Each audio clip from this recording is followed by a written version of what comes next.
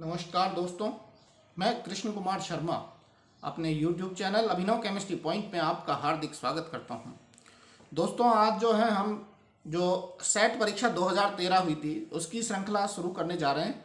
Set परीक्षा 2013 के जो पेपर हुए थे उन पेपर में हम पेपर नंबर सेकंड जो केमिकल साइंस का पेपर हुआ था उस केमिकल साइंस के पेपर नंबर सेकंड को आज सोल्व करने जा रहे हैं। तो देखो, पहला क्वेश्चन आप लोगों की स्क्रीन पे है।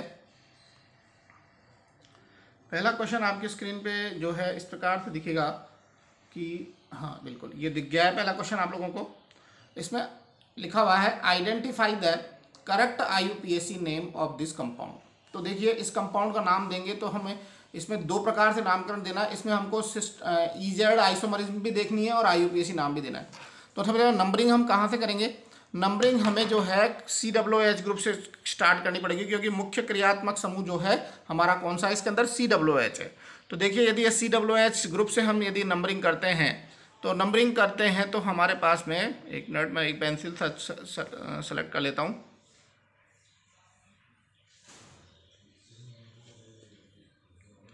तो हमें COOH ग्रुप से नंबरिंग करनी पड़ेगी।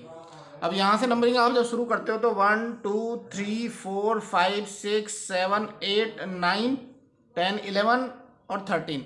इसका मतलब 9 11 और 13 पे क्या है? डबल बॉन्ड है। अब देखिए, हम इसके EZ नामकरण आपको समझाने का प्रयास करते हैं इस वीडियो के माध्यम से। तो देखो, इधर देखिए, यहाँ पे ये हाइड्रोजन एटम जो है वो इस साइड में है, यहाँ ये हाइड्रोजन एटम जो है इस साइड में है, सॉरी,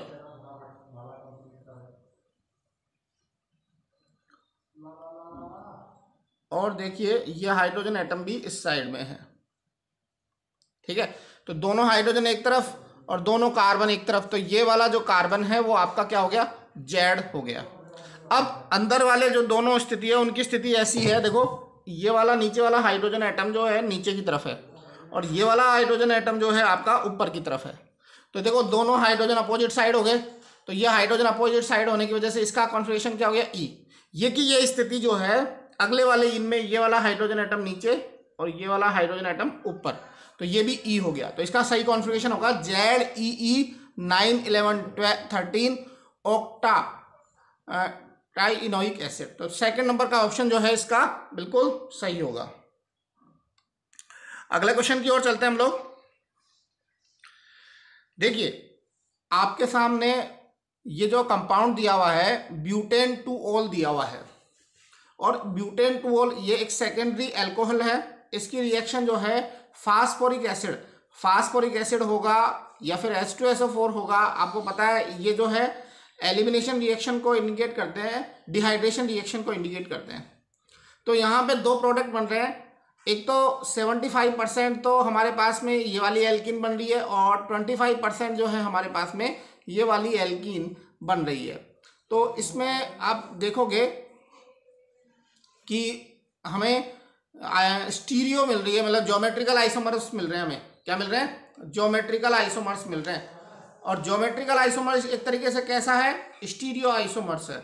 तो इसका मतलब है ये स्टीरियो, तो दूसरा स्टीरियो सेलेक्टिव हमारे पास में ये है। यदि एक ही प्रोडक्ट मिलता हमें तो हम उसको स्टीरियो स्पेसिफिक बोलते हैं, लेकिन यहाँ पे दो स्टीरियो आइसोमर्स मिल रहे हैं। एक जो है ज़्यादा मात्रा में मिल रहा है, ट्रांस वाला ज़्यादा मात्रा में मिल रहा है और सिस वाला जो है कम मात्रा में मिल रहा है। तो इस प्रकार के आइसोमर्स को हम क्या कहते हैं? इस प्रकार के जो रिएक्शंस होती है उनको हम स्टीरियो सेलेक्टिव रिएक्शन कहते हैं, क्योंकि इनके अंदर स्टीरियो आइसोमर्स हमारे पास में फॉर्म हो रहे हैं। स्टीरियो आइसोमर्स होने की वजह से इनको स्टीरियो बोल दिया। और सेलेक्टिव मतलब ट्रांस का ज़्यादा बनना और सिस का कम बनना, मतलब सेलेक्ट हो रहा है, स्टीरियो सेलेक्ट हो रहा है। मतलब कौन सा स्टीरियो सेलेक्ट हो रहा है? ट्रांस स्टीरियो जो है ज़्यादा मात्रा में बन रहा है, सिस जो होता है वो कम मात्रा में बन रहा है, इसलिए इसको हम स्टीरियो सेलेक्टिव कंपाउंड्स भी हम इसको कहते हैं। अगले क्वेश्चन की ओर चलते हैं। तो देखिए, विच इनमें से कौन सा एरोमेटिक गुण नहीं है? विच ion does not exist aromatic character. इनमें से कौन सा एरोमेटिक नहीं था? देखो, पहला ऑप्शन है साइक्लोनोने ट्राइइनाइल। देखो, एरोमेटिक होने के लिए हकल का रूल होना चाहिए, 4n+2i रूल होना चाहिए उसके अंदर। दूसरी बात है उसके अंदर सभी का कार्बन का हाइब्रिडाइजेशन sp3 नहीं होना चाहिए, लेकिन यहाँ पे कार्बन का हाइब्रिडाइजेशन जो है साइक्लोनोलेट्राइल के अंदर एक कार्बन का हाइब्रिडाइजेशन sp3 है और पूरा डिलोकेलाइजेशन नहीं है। बाकी साइक्लोऑक्टा ट्राइइन डबल आयन के अंदर जो है डिलोकेलाइजेशन है, साइक्लोहेप्टा ट्राइनाइल में भी है और साइक्लोपेंटा डाइनाइल जो उसमें भी है। तो फर्स्ट ऑप्शन जो है एरोमेटिक कंपाउंड, आप इनके स्ट्रक्चर बना के इजीली समझ सकते हो, आप लोग इनके ड्रा कर सकते हो। ये ऑप्शन जो है फर्स्ट वाला ऑप्शन बिल्कुल सही होगा। अगले क्वेश्चन की ओर हम लोग चलते हैं। आपके पास में जो है 2 मिथाइल प्रोपेन 2 ऑल एक कंपाउंड है दिया हुआ है, 2 मिथाइल प्रोपेन 2 ऑल, और इसकी रिएक्शन हम कंसंट्रेट H2SO4 से सेम ऊपर वाली रिएक्शन है, डिहाइड्रेशन रिएक्शन ऊपर वाली थी जो अपन ने क्वेश्चन पढ़ा, और ये 5वां क्वेश्चन भी डिहाइड्रेशन रिएक्शन का है। इसमें 10% ये कंपाउंड बन रहा है और 90% जो है ये कंपाउंड बन रहा है। क्या आपको सबसे पहले देखना है कि क्या यहाँ पे ज्योमेट्री आइसोमरिज्म में शो हो रही है क्या, तो यहाँ बिल्कुल भी ज्योमेट्रिकल आइसोमरिज्म या ऑप्टिकल कोई सी आइसोमरिज्म नहीं। क्यों? क्योंकि इस कार्बन के पास में 2 हाइड्रोजन जो है सेम है और इस कार्बन के पास में 2 मिथाइल जो है बिल्कुल सेम है। तो ये दोनों ये रिएक्शन जो है वो क्या है, ये रिएक्शन हमारी जो है जो स्टीरियो तो नहीं हो सकती। अब हम बात करते हैं कि इसमें एक चीज हो रही है इसके अंदर कि रीजियो सेलेक्टिव ये हो सकती है, क्योंकि इसके अंदर अल्फा कार्बन के हाइड्रोजन ही एलिमिनेट हुए हैं, मतलब एलिमिनेशन रिएक्शन हुई है यहाँ पे। तो अल्फा कार्बन यानी किसी अल्फा हाइड्रोजन का एलिमिनेशन के अल्फा से हुआ है, पर्टिकुलर एरिया से हुआ है, रीजियो यानी क्षेत्र से होता है। तो इसलिए इसको हम क्या कहेंगे, रीजियो सेलेक्टिव कहेंगे। तो यहाँ पे देखिए स्टीरियो नहीं बनने की वजह से इनको स्टीरियो सेलेक्टिव ना कह के हम इनको क्या कहते हैं, रीजियो सेलेक्टिव हम इनको कहते हैं। तो ऑप्शन नंबर 2 जो है इसका आंसर हो जाएगा। अगले क्वेश्चन की ओर चलते हैं। ये हो गया हमारा क्वेश्चन नंबर नेक्स्ट। देखिए ये जो रिएक्शन है आप लोगों को बेंजाइलिक एसिड रिएक्शन रीअरेंजमेंट है। इस रिएक्शन का नाम पूछा गया है। कैसे रिएक्शन होगी, सबसे पहले KOH जो है K+ और OH- में टूट जाएगा, और OH जो है एक कार्बोनाइल कार्बन के ऊपर न्यूक्लियोफिलिक एडिशन करेगा। तो ये OH- जो है क्या करेगा, OH- जो है कहाँ, किसी एक कार्बन पर न्यूक्लियोफिलिक एडिशन कर देगा। न्यूक्लियोफिलिक एडिशन करने से ये बॉन्ड इस प्रकार से ऊपर की तरफ टूट जाएगा। तो ऑक्सीजन के ऊपर कौन सा चार्ज आएगा, नेगेटिव। अब यहाँ पे क्या हो गया, नीचे वाले कार्बन पे OH जुड़ गया, तो इस कार्बन पर ऑक्सीजन माइनस और OH ग्रुप है।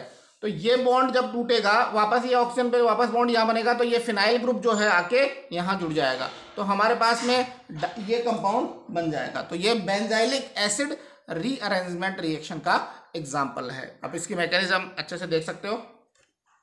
बेंजाइलिक एसिड रीअरेंजमेंट इसको हम कहते हैं। अगले क्वेश्चन की ओर चलते हैं हम लोग।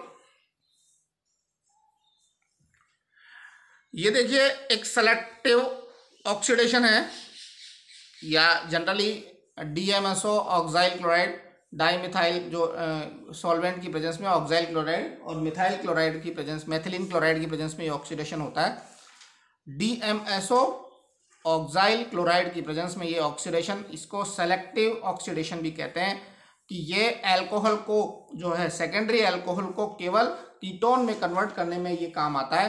तो इस ऑक्सीडेशन को हम स्वर्ण ऑक्सीडेशन कहते हैं, स्वर्ण ऑक्सीडेशन कहते हैं, जो DMSO या ऑक्साइल क्लोराइड की प्रेजेंस में होता है। तो इसका आंसर जो है आपका 4th नंबर का आंसर, इसका आंसर सही हो जाएगा। अगले क्वेश्चन की ओर चलते हैं हम लोग। ये क्वेश्चन थोड़ा सा एबनॉर्मल है, मैं इसका आपको आंसर बताता हूँ, लेकिन एक्सप्लेनेशन मेरे पास में इसका नहीं है। मैंने सर्च भी किया लेकिन मुझे मिला नहीं, तो मैं इसको आप लोगों को सिर्फ आंसर बता के इसका वो कर रहा हूँ। ये कंपाउंड दिया हुआ है टर्सरी कार्बन का एक एग्जाम्पल है।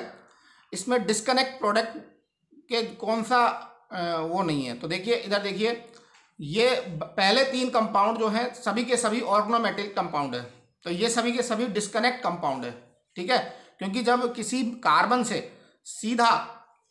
से सीधा मेटल जुड़ता है तो वो डिस्कनेक्ट प्रोडक्ट होता है। लेकिन जो चौथा वाला है जिसमें कार्बन से ऑक्सीजन जुड़ रहा है, इसलिए ये डिस्कनेक्ट प्रोडक्ट नहीं है। तो इसका ऑप्शन जो है आंसर हो जाएगा 4 नंबर का ऑप्शन।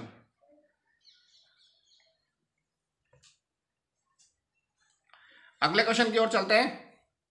आप लोगों के पास में ये कंपाउंड दिया हुआ है जिसमें आप लोगों के पास में साइक्लोपेंटेन 2 मिथाइल साइक्लोपेंटेन का पेंटीन का एग्जाम्पल है। इसमें B2H6H2O2 हाइड्रोबोरेशन रिएक्शन दी हुई है। हाइड्रोबोरेशन रिएक्शन में OH ग्रुप वहां जुड़ता है जहां भीड़ भाड़ कम हो और वो हमेशा दृष्टा से दूर की ओर जुड़ता है। तो देखिए ऊपर तो भीड़ CH3 मिथाइल ग्रुप है तो भीड़ भाड़ है, जबकि नीचे जो एल्कीन वाला कार्बन है उस पर भीड़ भाड़ कम है तो नीचे जुड़ेगा। लेकिन और कहाँ जुड़ेगा? जहां दृष्टा से दूर हो। तो यहाँ पे देखिए फर्स्ट वाला ऑप्शन जो है हाइड्रोबोरेशन रिएक्शन एल्कीन से एल्कोहल बनाने का प्रिपरेशन मेथड होती है, जिसके अंदर हम एल्कीन की रिएक्शन डाइबोरेन से कराते हैं पेरोक्साइड की प्रेजेंस में। तो एंटी मार्कोनी के अकॉर्डिंग हमें क्या मिलता है? हमें एंटी मार्कोनी के रूल के अकॉर्डिंग हमें एल्कोहल मिलता है। बिल्कुल। अगले क्वेश्चन की ओर चलते हैं। टेट्रासाइक्लिन एंटीबायोटिक है। टेट्रासाइक्लोमाइसिन जो होती है वो एंटीबायोटिक है जिसके अंदर ओरियोमाइसिन आती है। और ओरियोमाइसिन जो है आंख में जो इन्फेक्शन होता है, आंख में इन्फेक्शन है, उस इन्फेक्शन को रोकने के लिए ओरियोमाइसिन का उपयोग किया जाता है। तो जबकि इरिथ्रोमाइसिन, स्ट्रेप्टोमाइसिन और काइनामाइसिन जो है टेट्रासाइक्लिन के अंतर्गत नहीं आते हैं। ये जो है ओरियोमाइसिन जो होता है आंख के इन्फेक्शन के लिए यूज आता है, इसलिए ओरियोमाइसिन टेट्रासाइक्लिन एंटीबायोटिक का एक एग्जाम्पल है।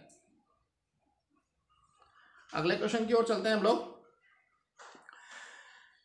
विच इज ए एग्जाम्पल ऑफ पायरोजिलिडिन।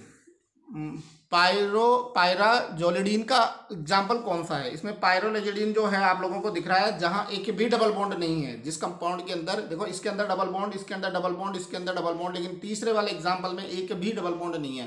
तो ये हमारा एग्जाम्पल किसका हो गया? ये हमारा एग्जाम्पल जो है इसका पायरोलिजिडिन का एग्जाम्पल हो गया। अगले क्वेश्चन की ओर चलते हैं। देखिए आप लोगों के पास में C6H5CH Cl CO CH3 और ये कार्बोक्सिलिक एसिड में, और ये रिएक्शन हमको पता है अल्फा हेलो कीटोन जब कार्बोक्सिलिक एसिड में बदलते हैं, अल्फा हेलो कीटोन जब कार्बोक्सिलिक एसिड में बदलते हैं तो उस रिएक्शन को हम फेवरोस्की रिएक्शन कहते हैं। तो ये it is the example of the Favorskii reaction. Favorskii reaction का एग्जाम्पल है ये। अगला क्वेश्चन है सार्कोटीज को फांसी देने के लिए इस्तेमाल किए जाने वाले हेमलॉक पे में कौन सा जहरीला पदार्थ होता है? सोक्रेटिस जो होते हैं आतंकवादी की कैटेगरी में आते हैं, उनको फांसी देने के लिए मतलब लंबे समय तक उनकी डेथ हो इसलिए उनको फांसी देने के लिए पहले उनको जो है एक पेय पदार्थ पिलाया जाता है और वो उस पेय पदार्थ में जो एल्कलॉइड्स होता है जो होता है वो होता है कोनोइन नामक एक जहरीला पदार्थ उनको पिलाया जाता है ताकि उनको दर्द फांसी से दर्द जो है बहुत कम हो। अगले क्वेश्चन की ओर चलते हैं। जब शर्करा को उस शर्करा का नाम बताइए जो फेनिल हाइड्रोजन के समान ओसोजोन नहीं देता है। तो देखो डी ग्लूकोज जो है फेनिल हाइड्रोजन के साथ में ओसोजोन देता है, चक्रीय उत्पाद होता है ओसोजोन, ठीक है। और डी मैनोज भी देता है। मैनोज जो होता है ग्लूकोज का C2 एपिमर है। फ्रैक्टोज भी जो है फेनिल हाइड्रोजन के साथ में ओसोजोन देता है, लेकिन डी ग्लैक्टोज जो होता है वो आपका C4 एपिमर होता है ग्लूकोज का, और ये C4 एपिमर होने की वजह से ये आपका जो है ओसोजोन नहीं बनाता है फेनिल हाइड्रोजन के साथ में। अगले क्वेश्चन की ओर चलते हैं। निम्नलिखित तत्वों में से कौन सा तत्व अपरूपता नहीं दर्शाता है? मतलब एलोट्रोपिज्म कौन शो नहीं करता है? तो देखो सल्फर के खूब एलोट्रोप्स पाए जाते हैं, orthorhombic, rhombic sulphur, monoclinic sulphur. Phosphorus के भी 3 पाए जाते हैं, white phosphorus, red phosphorus, black phosphorus. Oxygen के भी एलोट्रोप्स पाए जाते हैं। ऑक्सीजन के एलोट्रोप्स में जो है ऑक्सीजन और ओजोन दोनों ये आपस में एलोट्रोप्स हैं। नाइट्रोजन के भी एलोट्रोप्स पाए जाते हैं। तो ये चारों ही एग्जाम्पल जो है सही होने की वजह से ये क्वेश्चन जो है डिलीट की कैटेगरी में चला जाएगा, डिलीट है ये क्वेश्चन। अगले क्वेश्चन की ओर चलते हैं। इनमें से सबसे अधिक सोल्यूबल कौन है? तो आपको मैं बता दूं कि जो इनर्ट गैसें जो होती है वो सबसे ज्यादा सोल्यूबल होती है बजाय की अदर गैसों के। और इनर्ट गैसों में भी जिस इनर्ट गैस का मोलिकुलर वेट ज़्यादा होगा वो गैस ज़्यादा सोल्यूबल होगी। तो इस एग्जाम्पल की हम बात करें तो जिनोन जो है सबसे ज़्यादा सोल्यूबल होगी वाटर के अंदर। अगले क्वेश्चन के अंदर है, इस संकुल के कितने स्टीरियो आइसोमर्स होंगे, मतलब टोटल त्रिविम रसायन की संख्या। अब MAB3, AB एक द्विदंतुक लिगेंड है और दोनों ही द्वितीय परमाणु जो है इसके अंदर अलग अलग है। तो आप ये देखिए, इनके यदि हम ज्यामिति अष्टफली के संकुल है, इनके ज्यामिति समावयवी भी बनाते हैं। तो ज्यामिति समावयवी में सिस और ट्रांस दोनों बनते हैं, और सिस का जो मिरर इमेज है वो भी प्रकाशिक समावयवी होता है, और ट्रांस का जो प्रकाशिक समावयवी होता है वो भी प्रकाशिक समावयवी होता है। तो दो तो खुद ये ज्यामिति समावयवी हो गए और दो इनके प्रकाशिक समावयवी भी हो गए। तो दोनों ही ये क्या होंगे, समावयवी होने की वजह से। तो इसका ऑप्शन कितना हो जाएगा, ये ऑप्शन इसका हो जाएगा। अगले क्वेश्चन की ओर चलते हैं। हिंदी में पढ़ देता हूं इसको। पौधों में नाइट्रोजन यौगीकरण, पौधों में नाइट्रोजन के यौगीकरण के लिए, नाइट्रोजन का यौगीकरण मतलब नाइट्रोजन को किसी यौगिक में बदलने के लिए कौन कौन से एंजाइम निम्नलिखित धातुओं के संकुल होते हैं, मतलब एंजाइम संकुल कौन कौन से होते हैं। तो आयरन और मोलिब्डेनम के जो संकुल होते हैं, आयरन और मोलिब्डेनम फेमस है। हैबर विधि में भी आयरन मोलिब्डेनम याद आपको पता हो, तो जब हैबर विधि के द्वारा हम अमोनिया का निर्माण करते हैं तो नाइट्रोजन और हाइड्रोजन की अभिक्रिया करा के उसमें आयरन और मोलिब्डेनम हम डाल देते हैं। तो आयरन और मोलिब्डेनम जो है हैबर विधि के द्वारा अमोनिया बनाने का काम बनाते हैं, और ये जो है एक तरीके से जो संकुल बनते हैं, एंजाइम संकुल बनते हैं, उन एंजाइम संकुल के अंदर भी ये काम में आते हैं। अगले क्वेश्चन की ओर चलते हैं दोस्तों। गठिया रोग को अंग्रेजी में हम बोलते हैं अर्थाइटिस। तो अर्थाइटिस रोग के अंदर जो थायोल काम लेते हैं, निम्नलिखित धातु के थायोल संकुल, एक थायोल संकुल होता है, उसमें कौन सा धातु प्रयोग किया जाता है। तो धातु के थायोल संकुल में जो है सोने का उपयोग हम करते हैं। तो इसके अंदर ऑप्शन जो है आपका 4 नंबर का ऑप्शन इसके अंदर हो जाएगा। अगले क्वेश्चन की ओर चलते हैं। निम्नलिखित में से 18 इलेक्ट्रॉन सिस्टम के लिए प्रथम प्रकृति के संक्रमण धातु की पहचान कीजिए। तो मैं आप लोगों को बताऊं, हाइड्रोजन के पास तो केवल एक इलेक्ट्रॉन होता है, तो हमें उसका एक ही इलेक्ट्रॉन काउंट करना पड़ेगा। कार्बोनाइल एक लिगेंड है जिसके पास प्रत्येक के पास में 2 इलेक्ट्रॉन होते हैं। तो कार्बोनाइल के यहाँ टोटल कितने इलेक्ट्रॉन हो गए, 10, और एक कितना हो गया हाइड्रोजन का, तो 10 और 1 11।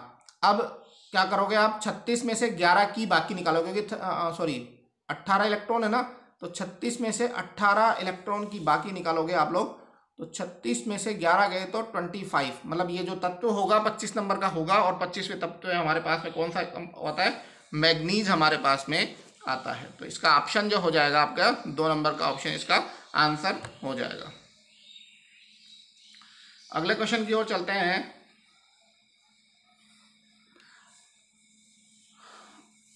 इनमें निम्नलिखित लिगेंड में से क्रिस्टल क्षेत्र विपाटन का सही क्रम है। क्रिस्टल क्षेत्र विपाटन का सही क्रम देखो, सबसे जो प्रबल लिगेंड होता है वो कार्बोनाइल होता है, और कार्बोनाइल के बाद में साइनाइड होता है, और साइनाइड के बाद में नाइट्राइट, और नाइट्राइट के बाद में नाइट्रेट होता है। तो इस चीज़ का ध्यान रखना, नाइट्राइट जो होता है वो स्ट्रॉन्ग है नाइट्रेट के कंपेयर में। इसका आंसर 3 नंबर का ऑप्शन इसका हो जाएगा। अगले क्वेश्चन की ओर चलते हैं। अच्छा क्वेश्चन है ये, देखो एसिटिक अम्ल आपने विलायक के रूप में ले रखा है, और इस अम्ल में अम्ल सामर्थ्य का चयन करना है। तो देखो HCl मतलब एसिटिक अम्ल एक दुर्बल अम्ल है। कैसा अम्ल है, दुर्बल। और दुर्बल अम्ल जो होता है वो उसके अंदर वो किससे ज़्यादा अच्छे से प्रोटॉन लेगा जल्दी से, तो उसके ऊपर उसकी अम्ल, तो सबसे ज़्यादा HCl अपना H दे पाएगा, फिर H2SO4 और फिर HNO3। तो इसका ऑप्शन जो हो जाएगा 3 नंबर का ऑप्शन हो जाएगा। ये सबसे ज़्यादा HCl की एसिडिक सामर्थ्य जो है सबसे ज़्यादा होगी, और उसके बाद में H2SO4 की होगी, और फिर HNO3 की अम्ल सामर्थ्य होगी। अगले क्वेश्चन की ओर चलते हैं कि इनमें से कौन सा प्रतिचुंबकीय प्रकृति का तत्व है। तो देखो मैं आप लोगों को एक बात बता दूं कि जिनमें इलेक्ट्रॉन की संख्या विषम है वो कैसे होंगे, अनुचुंबकीय, और जिनमें इलेक्ट्रॉन की संख्या जो है सम है वो प्रतिचुंबकीय होंगे। तो देख लेते हैं इसके अंदर काउंट करके। पहले ऑप्शन के अंदर 8 और 8 16 और एक 17, तो ये अनुचुंबकीय होगा क्योंकि इसके अंदर इलेक्ट्रॉन की संख्या कितनी है, विषम है। इसमें देखो 8 और 8 16 में से एक गए तो 15, तो ये भी क्या है, अनुचुंबकीय है। और 8 और 8 16 और ये 18, लेकिन इसमें तो पूरे इलेक्ट्रॉन भर गए, तो ये भी आपका प्रतिचुंबकीय हो गया। और 8 और 8 16 ये आपका अनुचुंबकीय हो गया। तो ये आपका थर्ड वाला ऑप्शन जो है इसके अंदर, थर्ड ऑप्शन जो होगा वो आपका इसके अंदर होगा। इनमें प्रतिचुंबकीय प्रकृति, इनमें से कौन सी स्पीसीज, तो थर्ड ऑप्शन जो है इसके अंदर प्रतिचुंबकीय वाला होगा।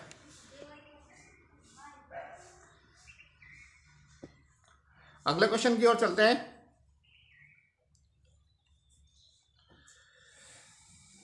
Number of sigma and pi bonds in C2 molecule respectively. C2 में सिग्मा और पाई, ये देखो हमारे MOT से क्वेश्चन आया है। इसको MOT के बेसिस पे यदि आप निकालोगे तो C2 के अंदर जो पाई बॉन्ड बनाते हैं वो पाई बॉन्ड बनाते हैं, पाई ऑर्बिटल, पाई मोलिकुलर ऑर्बिटल बनाते हैं। तो इसका आंसर 0 तो सिग्मा बॉन्ड और 2 पाई बॉन्ड। ये RPSC ने कम से कम 2 या 3 बार जो है ऐसा क्वेश्चन पूछा है। अगला क्वेश्चन है, स्थायित्व की दृष्टि से निम्नलिखित में कौन सा सही है। स्थायित्व की दृष्टि से हम देखें तो सिल्वर साइनाइड और पोटेशियम साइनाइड की बात करें तो ये स्थायित्व में सिल्वर साइनाइड ज़्यादा स्थायी। तो आपको पता भी है हम एल्किल हैलाइड की रिएक्शन कराते हैं सिल्वर साइनाइड से, तो हमारे पास में एल्किल आइसोसाइनाइड बनता है, जबकि KCN से कराते हैं तो एल्किल साइनाइड बनते हैं। तो स्टेबिलिटी क्यों, क्योंकि सिल्वर और कार्बन के बीच में कोवलेंट बॉन्ड पाया जाता है और पोटेशियम और कार्बन के बीच में आयनिक बॉन्ड पाए जाने की वजह से इनकी स्टेबिलिटी जो है बिल्कुल एब्नॉर्मली थोड़ी ज़्यादा है। तो 2 नंबर का ऑप्शन इसका अंदर सही हो जाएगा। अगले क्वेश्चन की ओर चलते हैं हम लोग। भूपटल पर सर्वाधिक बहुतायत में पाए जाने वाला धातु कौन सा है। तो भूपटल पर सबसे ज़्यादा, भूपटल पर बाहर की दृष्टि से सबसे ज़्यादा पाए जाने वाला जो यौगिक है वो एल्यूमिनियम है। तो इसका 3 नंबर का ऑप्शन जो है बिल्कुल सही हो जाएगा। अगला क्वेश्चन है, H3BO3 के लिए सही चीज सुनिए। देखो H3BO3 जो है मोनो बेसिक एसिड होता है, मतलब इसके अंदर एक, जब इसका डिसोसिएशन करते हैं तो एक ही H+ होता है। जो एक H+ देता है उनको मोनोबेसिक, जो 2 H+ देते हैं उनको डाइबेसिक। इसी प्रकार से जो एक OH देता है उनको मोनो एसिडिक। तो एसिड क्षमता को बेसिसिटी से हम मेजर करते हैं। इसके अंदर जो है फर्स्ट ऑप्शन इसका। अगला क्वेश्चन है, 12C+1H1 = X और गामा। तो इसमें X का मान मालूम करना है। तो देखो इसमें प्रोटॉन जोड़ रहे हैं, साथ में कुछ न्यूट्रॉन तो निकल नहीं रहा, तो इसका परमाणु भार भी जुड़ जाएगा और परमाणु क्रमांक भी जुड़ जाएगा। तो कार्बन में एक परमाणु क्रमांक जुड़ेगा तो नाइट्रोजन होगा, तो 7N और 12 में 1 तरह। तो थर्ड वाला ऑप्शन इसका बिल्कुल सही हो जाएगा। तो इसमें सॉरी मैं गलत लगा गया, थर्ड ऑप्शन।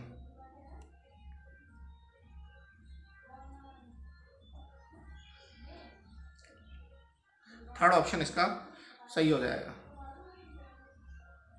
अगला क्वेश्चन है, प्रथम आयनन ऊर्जा के मान निम्नलिखित में से किसके लिए सबसे कम है।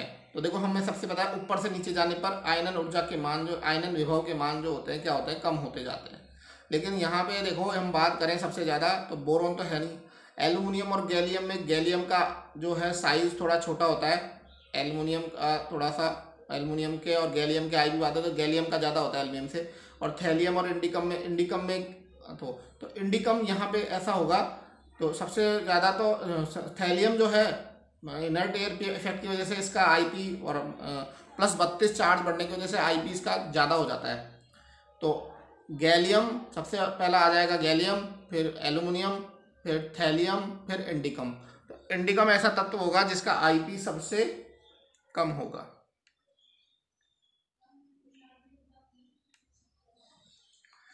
अगला क्वेश्चन है, ये याद करने वाला क्वेश्चन है दोस्तों।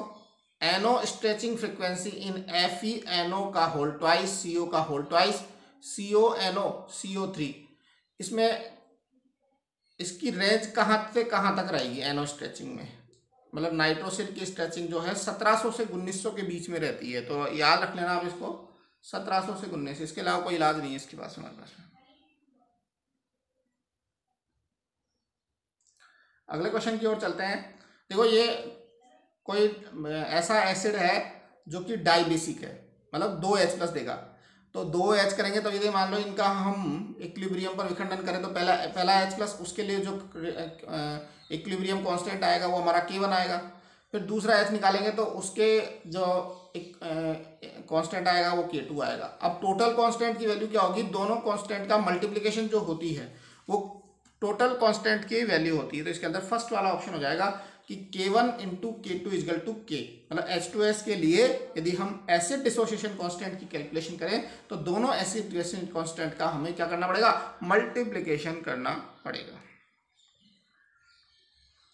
नेक्स्ट क्वेश्चन है कि ओजोन के वियोजन, ओजोन और इसके वियोजन तक गर्म करने पर इसका आयतन। तो देखो ये आयतन कैसे निकालेंगे हम लोग। ओजोन का फॉर्मूला होता है O3, 2 मोल ले लेंगे इसके, और जब इसका वियोजन गर्म करेंगे तो गर्म करने पर ये 3 मोल ऑक्सीजन में टूटेगा, 3O2। तो यदि 3/2 करते हैं तो कितना होता है, 1.5 गुना। तो मतलब इतना गुना, 1.5 गुना आयतन बढ़ जाता है जब ओजोन का हम वो करते हैं, क्योंकि 2 मोल ओजोन को गर्म करने पर 3 मोल ऑक्सीजन के बनते हैं। अगला क्वेश्चन है PCl5 जो होता है आपके PCl3 और Cl2 में टूट रहा है। तो इसमें यदि हम डेल्टा N का मान निकालें तो डेल्टा N का मान पॉजिटिव आएगा, क्योंकि प्रोडक्ट माइनस रिएक्टेंट करते हैं। और जब डेल्टा N का मान पॉजिटिव होता है तो एंथैल्पी का मान इंटरनल एनर्जी से क्या होता है, ज़्यादा होता है। तो दूसरा वाला ऑप्शन इसके अंदर बिल्कुल सही हो जाएगा। अगले क्वेश्चन की ओर चलते हैं हम लोग।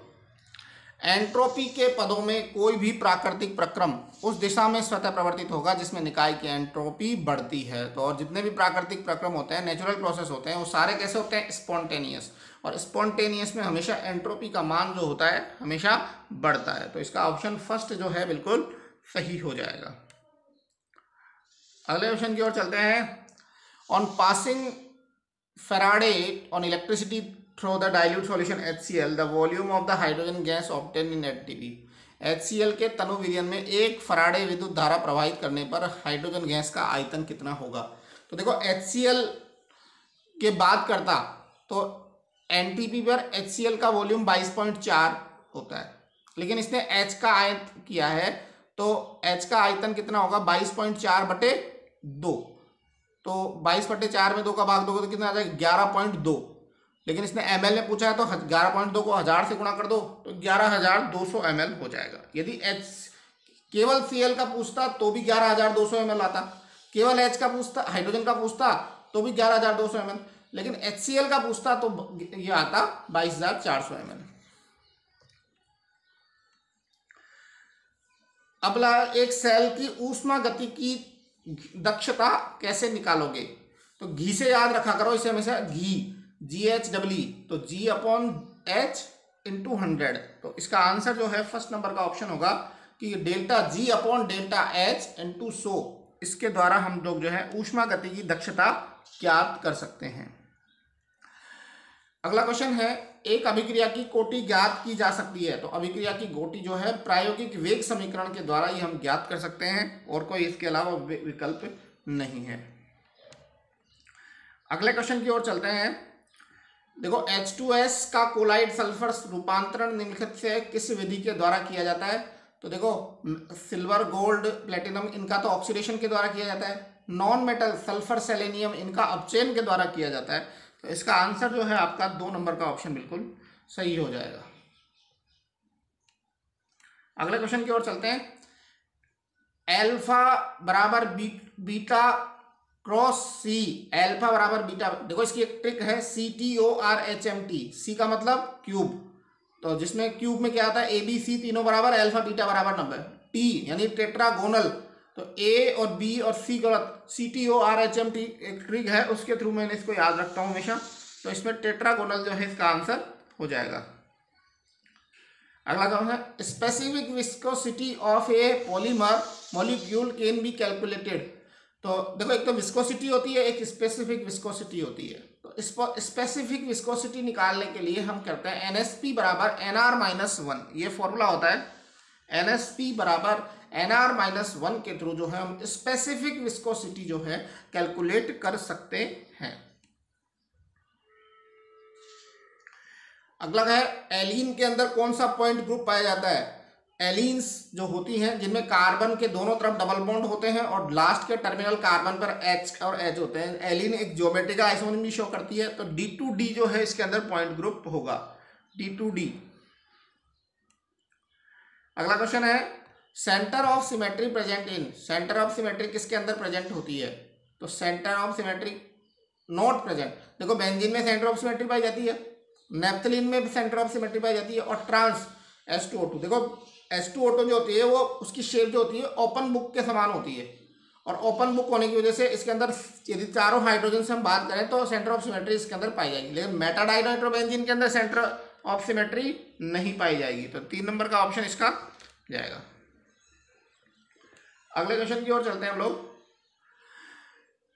निम्नलिखित में से EPR सक्रिय कौन है। जिसके अंदर अयुग्मित इलेक्ट्रॉन पाया जाएगा वो EPR मतलब ESR एक्टिव होता है, क्योंकि ESR is the game of the unpaired electron. तो NiCO4 में तो एक भी अनपेड इलेक्ट्रॉन नहीं है, कैलकुलेट कर लो, क्योंकि कोबाल्ट एक स्ट्रॉन्ग लिगेंड है, कार्बोनिल स्ट्रॉन्ग लिगेंड होने की वजह से सबकी पेयरिंग कर देता है।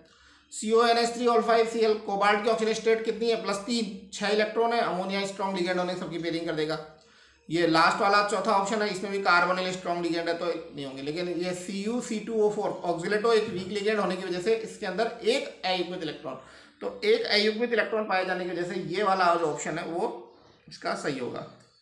अगला क्वेश्चन है एक विमीय बॉक्स में कण की ऊर्जा कैसे निकालते हैं। तो एक विमीय बॉक्स में कण की ऊर्जा निकालने का फॉर्मूला है E बराबर n² h² 8ma²। यदि कण का 1 है तो n की जगह 1 रख दो, 2 है तो 2 रख दो। ये क्वेश्चन कई बार रिपीट हो चुका है आरपीएससी में। अगला क्वेश्चन है कि समय आश्रित श्रोडिंगर तरंग समीकरण को किससे व्यक्त किया जा सकता है। तो समय आश्रित तरंग समीकरण जो है IH/2π del psi n del t बराबर H psi n समीकरण के द्वारा व्यक्त किया जा सकता है। तो 2 नंबर का ऑप्शन इसका सही होगा। श्रोडिंगर पे जाना पड़ेगा इसके लिए आपको। अगला और लास्ट क्वेश्चन है एक निकाय की ऊर्जा ज्ञात करने के लिए निम्न में से कौन से सन्निकटन है। सन्निकटन का मतलब होता है विधि या फिर determination of the energy, approximation भी बोलते हैं इसको। तो 2 विधि होती है, वेरिएशन और पैटर्नेशन विधि होती है, जिसको विचरण और क्षौम विधि भी बोलते हैं। तो दोनों ही पैटर्नेशन विधि हो या फिर वेरिएशन विधि हो, दोनों का ही उपयोग किसी निकाय की ऊर्जा ज्ञात करने के लिए किया जाता है। तो इसका आंसर जो है 3 नंबर का ऑप्शन हो जाएगा। तो ये आज का हमारा जो है सेट 2003 का 2nd पेपर कंप्लीट हुआ।